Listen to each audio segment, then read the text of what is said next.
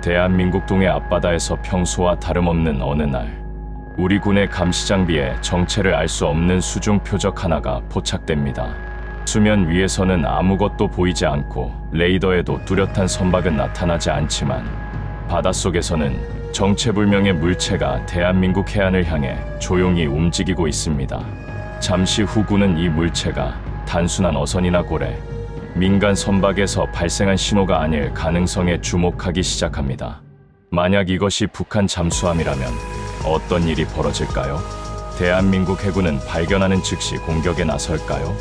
아니면 구축함과 해상 초계기, 대자매기를 투입해 잠수함의 위치와 움직임부터 추적하기 시작할까요? 그리고 만약 북한 잠수함이 대한민국 해안 가까이 접근해 특수부대를 침투시키려 한다면 그 순간부터 상황은 어떻게 달라질까요?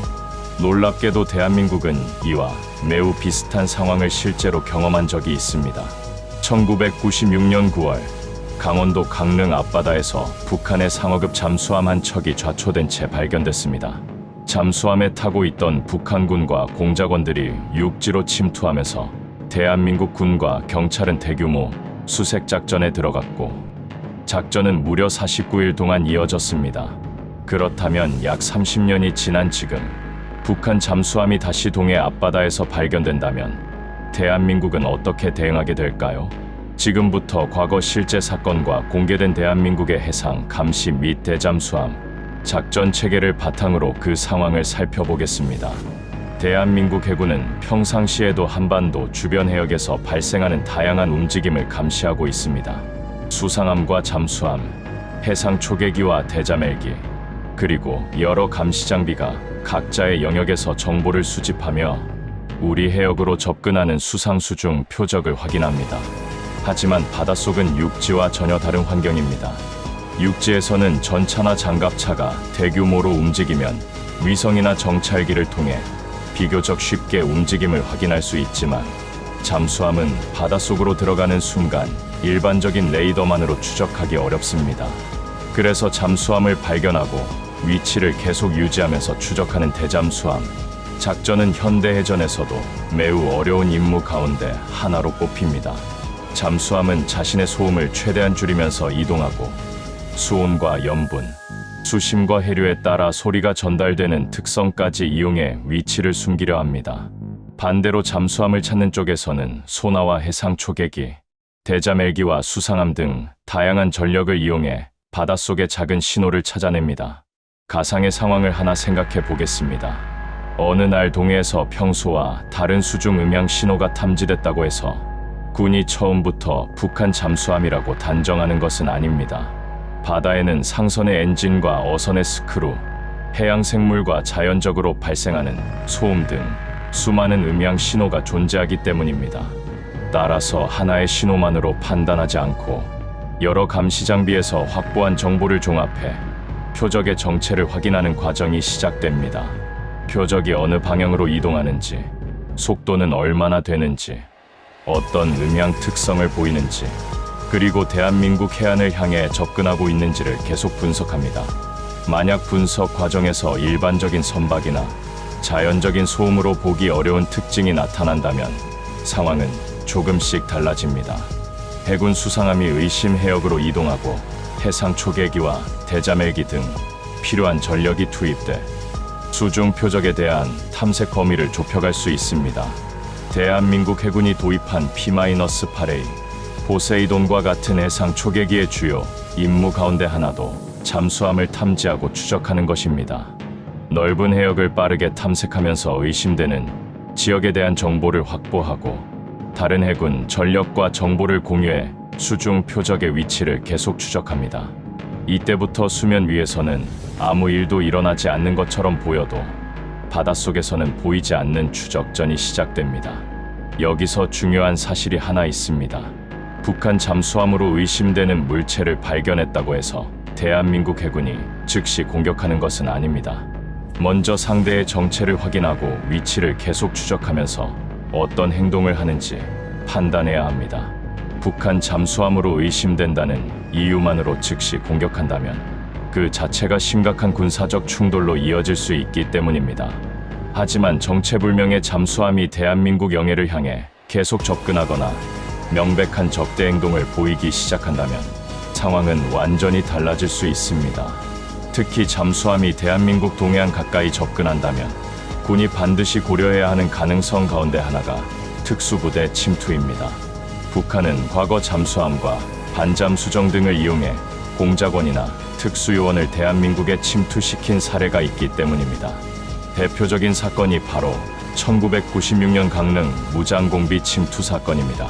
1996년 9월 18일 강원도 강릉시 안인진리 해안에서 북한 상어급 잠수함이 좌초된 상태로 발견됐습니다. 당시 잠수함에는 승조원과 공작원 등 26명이 탑승하고 있었고 북한으로 돌아갈 수 없게 되자 잠수함을 버리고 육지로 이동했습니다. 대한민국 군과 경찰은 즉시 대규모 수색작전을 시작했고 산악지역과 주요 도로에 대한 통제와 검문 검색도 강화됐습니다. 수많은 병력이 강원도 일대를 수색했지만 침투한 인원을 모두 찾아내는 데에는 상당한 시간이 필요했습니다.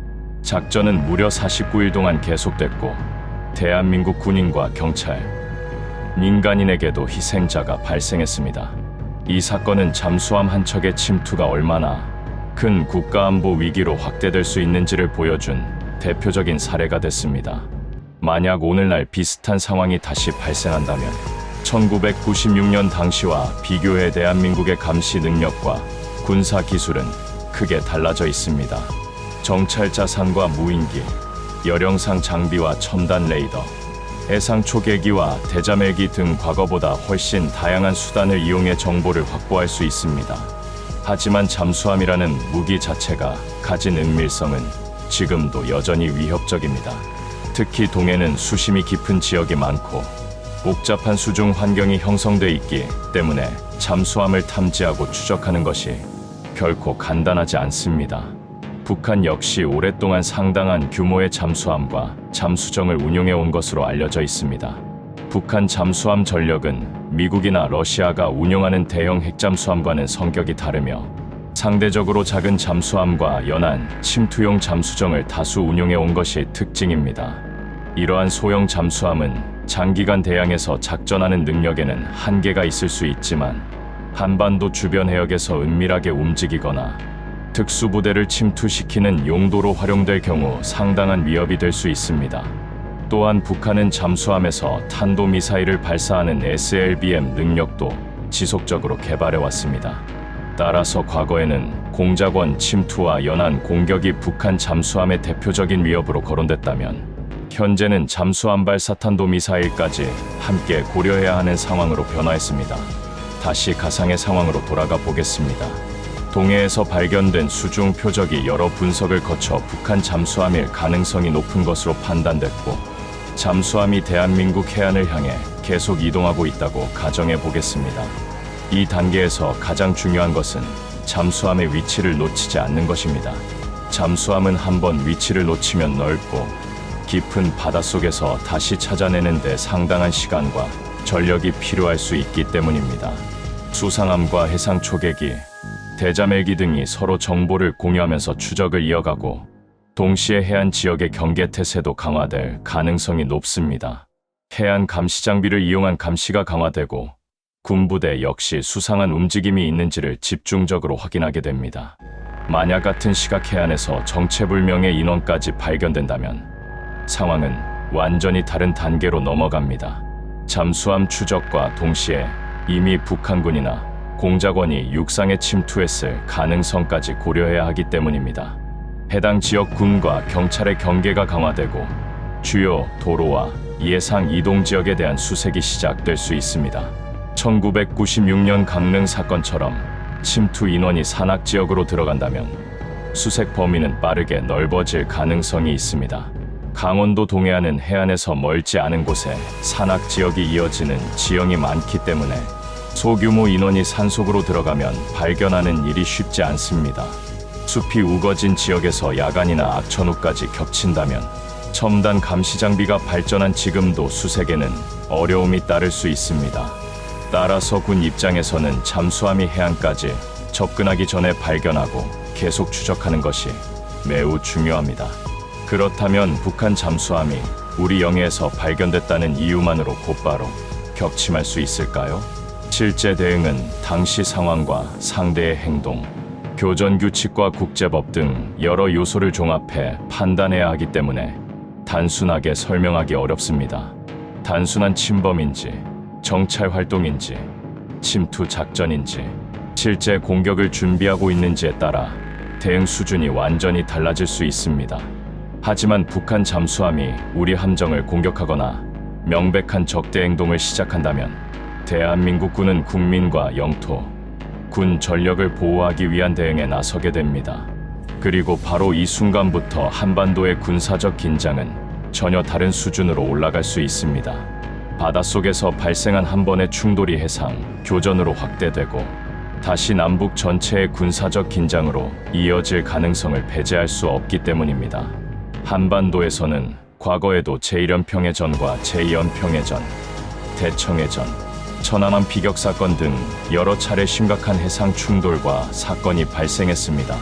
특히 잠수함이나 잠수정은 수면 위 함정과 달리 위치와 행동을 즉시 확인하기 어렵다는 점에서 또 다른 위험성을 가지고 있습니다. 수상함은 레이더나 영상 등을 통해 상대의 위치와 움직임을 비교적 명확하게 확인할 수 있지만 바닷속에서 움직이는 잠수함은 발견과 추적 자체가 훨씬 어렵습니다. 바로 이것이 잠수함이 가진 가장 중요한 전략적 특징 가운데 하나입니다. 잠수함의 위협은 단순히 어뢰와 미사일의 파괴력에서만 나오는 것이 아니라 어디에 있는지 알기 어렵다는 불확실성에서도 발생합니다. 잠수함 한 척이 기지를 떠난 뒤 위치가 확인되지 않는다면 상대는 그 잠수함을 찾기 위해 수상함과 항공기, 헬기와 각종 감시 장비를 계속 운용해야 합니다. 즉 잠수함은 실제 공격을 하지 않더라도 존재 자체만으로 상대에게 상당한 군사적 부담을 줄 수 있습니다. 그래서 현대 대잠수함 작전에서는 잠수함을 발견한 뒤 공격하는 문제보다 먼저 상대 잠수함이 어디에 있는지를 계속 파악하고 추적하는 능력이 중요하게 평가됩니다. 가능하다면 북한 잠수함이 기지를 출항하는 단계부터 움직임을 파악하는 것이 가장 유리하지만 넓은 바다로 들어가 잠항하기 시작하면 탐지와 추적의 난도는 크게 올라갑니다. 대한민국 역시 해군뿐 아니라 동맹 전력과의 연합훈련 등을 통해 잠수함, 탐지와 추적을 포함한 대잠수함 작전 능력을 강화해왔습니다. 결국 북한 잠수함 한 척이 동해에서 발견된다고 해서 곧바로 전쟁이 시작되는 것은 아닙니다. 중요한 것은 그 잠수함이 어디에서 발견됐고 어느 방향으로 움직이며 어떤 행동을 하고 있는가입니다. 북한 연안에서 정상적인 활동을 하는 잠수함과 대한민국 영해 가까이까지 은밀하게 접근하는 잠수함은 군사적으로 전혀 다른 의미를 가집니다. 특히 대한민국 해안 가까이 접근하던 잠수함의 위치가 갑자기 확인되지 않는다면 군은 다양한 가능성을 검토해야 합니다. 이미 침투 인원을 내려놓았는지, 정찰 활동을 하고 있는지, 다른 군사적 임무를 수행하고 있는지 등을 확인하기 위한 추적과 감시가 더욱 중요해집니다. 다만 수중 표적이 발견됐다는 사실 하나만으로 최악의 상황이 실제로 발생했다고 단정해서는 안 됩니다. 군사 상황에서 정보가 충분하지 않은데도 상대의 의도를 단정하는 것은 오판을 만들 수 있고 반대로 명확한 위험 신호를 무시하는 것 역시 심각한 결과를 가져올 수 있습니다. 그래서 여러 감시 수단에서 확보한 정보를 교차 확인하고 상대의 행동과 의도를 지속적으로 분석하는 과정이 필요합니다. 1996년 강릉 앞바다에서 발견된 북한 잠수함은 대한민국에 중요한 교훈을 남겼습니다. 바다는 거대한 자연 방어선처럼 보이지만 동시에 눈에 보이지 않는 침투 통로가 될 수도 있다는 사실입니다. 잠수함 한 척과 그 안에 탑승한 소수의 인원은 겉으로 보면 작은 전력처럼 보이지만 실제 침투가 발생하면 대규모 병력과 경찰력이 경계와 수색에 투입될 수 있습니다. 지역 주민들의 일상이 영향을 받을 수 있고 작은 침투 사건 하나가 남북 관계 전체를 뒤흔드는 군사적 위기로 확대될 가능성도 있습니다. 30년 전과 비교하면 대한민국의 감시 기술과 대응 능력은 분명 크게 발전했습니다. 그러나 북한 역시 잠수함 전력을 유지하고 새로운 미사일과 수중 전력을 개발하면서 자신들의 비대칭 전력을 계속 강화하려 하고 있습니다. 결국 동해의 바닷속에서는 눈에 보이지 않는 군사적 경쟁이 지금도 계속되고 있습니다. 우리가 해변에서 바라보는 동해는 평화롭고 조용해 보이지만 그 아래의 움직임까지 항상 평화로운 것은 아닙니다. 만약 어느 날 동해 앞바다에서 북한 잠수함으로 의심되는 수중 표적이 발견된다면 가장 먼저 시작되는 것은 총격이나 미사일 발사가 아닐 가능성이 높습니다. 먼저 상대의 정체를 확인하고 위치를 추적하며 어디에서 왔고 어디로 이동하며 무엇을 하려는지를 판단하는 과정이 시작될 것입니다. 그리고 그 잠수함이 대한민국을 향한 명백한 적대 행동을 보이는 순간 상황은 단순한 감시와 추적을 넘어 실제 군사적 대응을 검토해야 하는 단계로 바뀔 수 있습니다. 잠수함의 가장 무서운 특징은 강력한 어뢰나 미사일만이 아닙니다. 어디에 있는지 보이지 않고 무엇을 하려는지 확신하기 어렵다는 불확실성 자체가 잠수함을 위험한 무기로 만드는 것입니다. 그리고 바로 그 보이지 않는 상대를 먼저 찾아내고 끝까지 놓치지 않는 싸움이 지금 이 순간에도 한반도 주변 바다에서 계속되고 있습니다.